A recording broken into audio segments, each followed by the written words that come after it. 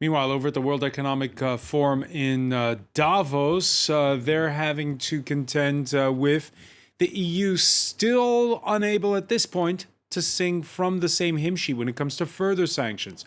Let's cross to France 24 business editor Kate Moody. Kate, what have people been telling you? Well, Francois, we're hearing a lot of talk about Europe's energy security, pretty much a consensus about what should be done, but very little about when that will really happen. Early this morning, Germany's economy minister said he believed that an EU embargo on Russian oil would be agreed within days. We heard from the EU Commission President Ursula von der Leyen, who addressed the forum earlier on as well. She said she is hopeful that there will be progress, but downplaying the chances of a breakthrough at an EU summit, which is due to take place on Monday and Tuesday.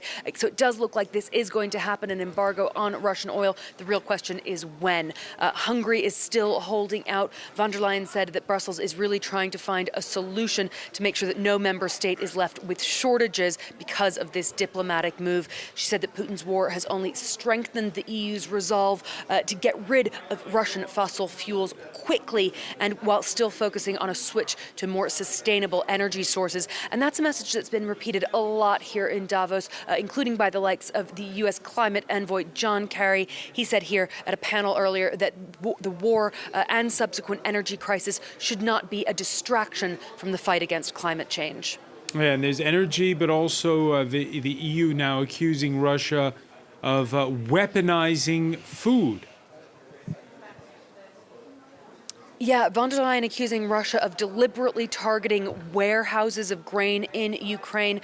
She said that some 20 million tons of wheat, for example, are stuck in Ukraine. That's worsening an already precarious situation in many countries that depend on that region for exports. She said that helping to get those supplies out would serve the double purpose of feeding millions of people while helping Ukraine's economy. Now, the International Monetary Fund has also been sounding the alarm on this food crisis, saying that it is putting lives at risk, pointing out as well that while people can try to reduce their use of energy overall, they still need to eat every day. So it is a daily crisis facing many people. I've been speaking to the IMF's managing director, Kristalina Georgieva, about the crisis, about what immediate aid is needed, and about what lessons can be learned to avoid a repeat in the future. Well, we learned from 2008 what needs to be done. Very strong international mobilization to prevent the food crisis from virtually killing people. Why we are in such a tough spot now? Because on one side we have climatic events in the Horn of Africa, in the Sahel, in India most recently.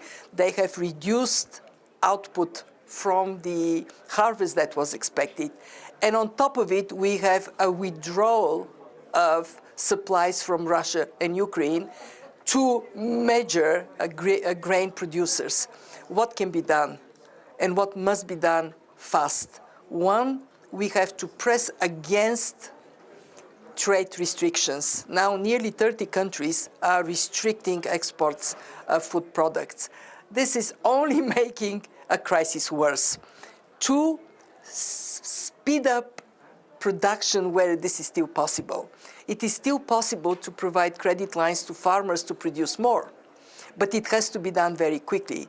And three, mobilize financial assistance and then put purchasing plans on scale, aggregate demand from small countries so they can be credibly putting their requests for food and payments behind it. We, of course, are prepared to be part of the financial solution, as we have always been. So there you heard it there, just a short excerpt of my earlier interview with the IMF Managing Director Kristalina Georgieva here at the World Economic Forum in Davos.